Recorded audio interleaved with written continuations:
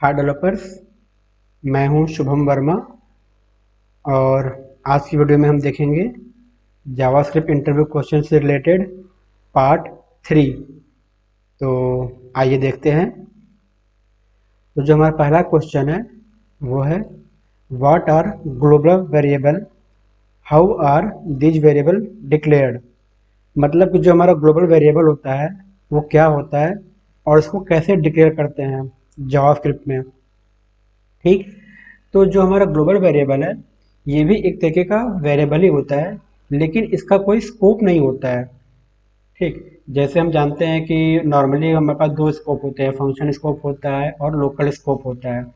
लेकिन जो global variable होता है उसका कोई स्कोप नहीं होता है, उसका कोई स्कोप डिफाइन नहीं किया गया है। ठीक। जनरली हम जब भी कोई वेरिएबल डिफाइन करते हैं जावास्क्रिप्ट में तो हम लोग क्या कीवर्ड का यूज करते हैं, वैर का यूज करते हैं। ठीक। ओके। लेकिन जब हम लोग ग्लोबल वेरिएबल डिफाइन करते हैं तो उस केस में हम लोग वैर कीवर्ड का यूज नहीं करते हैं। ठीक। तो अगर हमने वैर कीवर्ड का यूज नहीं किया तो इसका मतलब वो हमारा एक ग्लोबल वेरिएबल बन जाता है। आप यहाँ पे देख सकते हैं global variable is equal to test. ठीक है। मतलब टेस्ट की स्ट्रिंग जो है वो ग्लोबल वेरिएबल में असाइन हो गई है। अब इसके आगे आप देख सकते हैं यहाँ पे किसी भी तरीके का कीवर्ड यूज नहीं किया गया, चाहे वो वेर हो, लेट हो या फिर कॉन्स्ट हो। किसी भी तरीके का कीवर्ड यहाँ पे यूज नहीं किया गया, इसलिए ये हमारा एक ग्लोबल वेरिएबल बन गया। लेकिन ग्लोबल वेरिएबल बनाना तो आसान होता है, लेकिन इसके काफ़ी सारे प्रॉब्लम भी हो सकते हैं।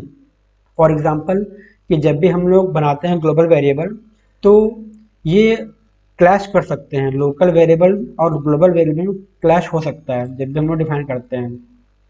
ठीक।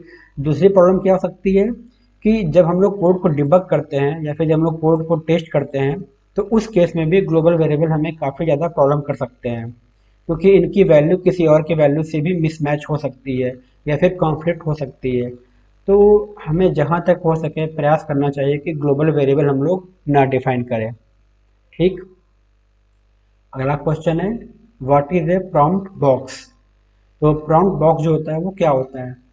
तो जनरली हम लोग देखते हैं जावास्क्रिप्ट में कि हम लोग अलर्ट का यूज करते हैं। अलर्ट क्या होता है कि सिंपल हमें एक मैसेज दिखाता है और हम लोग ओके बटन पे क्लिक करके उस मैसेज को देख करके कंफर्म कर देते हैं कि हमने मैसेज देख लिया या फिर हमें एक मैसेज दिख गया। ठीक। लेकिन प्रॉम्प्ट क्या होता है कि वो मैसेज के साथ साथ हमें एक इनपुट बॉक्स भी देता है जिसपे हम लोग कोई वैल्यू को इनपुट कर सकते हैं। वो वैल्यू कुछ भी हो सकती है, चाहे वो टेक्स्ट होगा या फिर नंबर होगा। किसी भी टाइप की वैल्यू को हम लोग इस पर इनपुट कर सकते हैं या फिर इनपुट दे सकते हैं। ये होता है हमारा प्रॉम्प्ट बॉक्स। और इसका जनरली यूज इसीलिए किया जाता है कि हमें अगर यूजर से कोई वैल्यू चाहिए होती है तो उस केस में हम प्रॉम्प्ट बॉक्स का यूज करते हैं। ठीक। अगला क्वेश्चन है what is this keyword in JavaScript.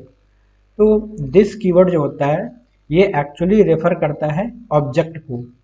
Generally आपने देखा होगा कि जब भी हम लोग कोई ऑब्जेक्ट को कॉल करते हैं तो हम लोग दिस कीवर्ड का यूज करते हैं। मतलब ऑब्जेक्ट की जो प्रॉपर्टी होती है उसको यूज करने के लिए हम लोग दिस कीवर्ड का यूज करते हैं। तो दिस कीवर्ड जो होता है वो एक्चुअली में ऑब्जेक्ट की प्रॉपर्टी को एक्सेस करने के लिए ही यूज किया जाता है। ठीक। दिस जो होता है वो कोई एक वेरिएबल नहीं होता है, वो एक कीवर्ड होता है केवल। ठीक। और जो दिस होता है अगर इसकी वैल्यू को हम लोग चाहें तो चेंज करना तो हम लोग इसकी वैल्यू को चेंज नहीं कर सकते हैं।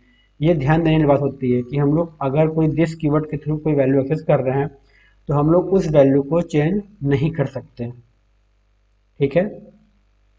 अगला क्वेश्चन है व्हाट इज एन ऑब्जेक्ट। मतलब ऑब्जेक्ट जो होता है वो क्या होता है। तो ऑब्जेक्ट जो होता है वो एक ऑब्जेक्ट ओरिएंटेड टेक्नोलॉजी का ही एक पार्ट होता है। ठीक है। वो उसका एक की होता है जिसको हम लोग ऑब्जेक्ट की तरह जानते हैं। अब एक्चुअल में ऑब्जेक्ट होता क्या है।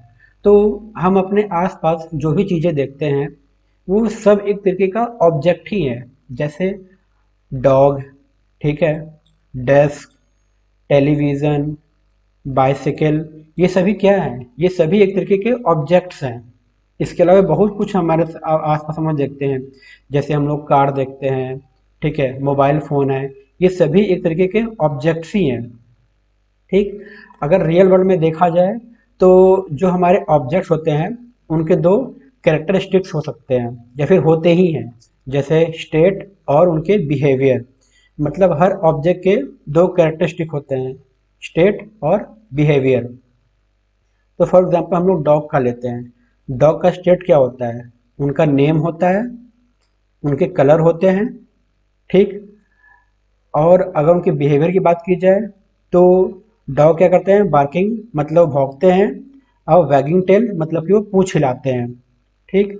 तो ये उनके स्टेट और बिहेवियर होते हैं। अब बात करते हैं सॉफ्टवेयर इंडस्ट्री से, कि सॉफ्टवेयर इंडस्ट्री में जो ऑब्जेक्ट होता है वो क्या होता है, फिर कैसे होता है। तो जिस तरीके से रियल वर्ल्ड में हमारे ऑब्जेक्ट जो होते हैं उनके जो कैरेक्टरिस्टिक्स होते हैं, ठीक उसी तरीके से सॉफ्टवेयर में भी उनके स्टेट और बिहेवियर होते हैं, ठीक। अब बात किया जाए कि सॉफ्टवेयर इंडस्ट्री में जो ऑब्जेक्ट होते हैं उनके क्या क्या स्टेट हो सकते हैं, तो ऑब्वियसली फील्ड्स या फिर जो वेरिएबल होते हैं वो उनके स्टेट होते हैं। और जो हम लोग मेथड डिफाइन करते हैं या फिर जो हम लोग फंक्शन डिफाइन करते हैं वो उनके बिहेवियर होते हैं, ठीक है। क्योंकि फंक्शन में ही तो हम लोग कोई ऑपरेशन परफॉर्म करते हैं कि हमें क्या करना है क्या नहीं करना है, तो हम उसको बिहेवियर को बता रहे हैं। तो जो हमारा फील्ड या वेरिएबल है वो हमारा एक स्टेट हो गया, और जो हमारे मेथड या फिर जो फंक्शंस हैं वो हमारे ऑब्जेक्ट के बिहेवियर हो गए। तो ये हमारा होता है ऑब्जेक्ट। मतलब जो ऑब्जेक्ट होता है वो उसके दो कैरेक्टरिस्टिक्स हो सकते हैं, स्टेट और बिहेवियर। तो अब आप उसको मतलब रियल वर्ल्ड से भी आप उसको कंपेयर कर सकते हैं कि रियल वर्ल्ड का जो ऑब्जेक्ट होता है वही ऑब्जेक्ट मेरे सॉफ्टवेयर इंडस्ट्री में भी यूज किया जाता है, ठीक है। अब जो हमारा ऑब्जेक्ट होता है, ऑब्जेक्ट भी एक तरीके का वेरिएबल ही होता है। बस फर्क ये होता है कि जो नॉर्मल वेरिएबल होता है उसमें हम लोग सिंगल वैल्यू को स्टोर करते हैं, लेकिन जो हमारा ऑब्जेक्ट होता है उसमें हम लोग मल्टीपल वैल्यू को स्टोर कर सकते हैं, क्योंकि जो हमारा ऑब्जेक्ट होता है ऑब्वियसली वो एक की या पेयर वैल्यू में डेटा को स्टोर करता है। तो ऑब्वियसली उसमें तो मल्टीपल की पेयर की और जो वैल्यू होती है उसके मल्टीपल की वैल्यू पेयर होते हैं। तो इस तरीके से हम जानते हैं कि ऑब्जेक्ट का मतलब क्या होता है सॉफ्टवेयर की इंडस्ट्री में, ठीक है। तो आज के लिए बस इतना ही। अगर आपको ये वीडियो पसंद आए तो प्लीज़ लाइक शेयर और सब्सक्राइब जरूर करें। आपका वीडियो देखने के लिए बहुत बहुत धन्यवाद।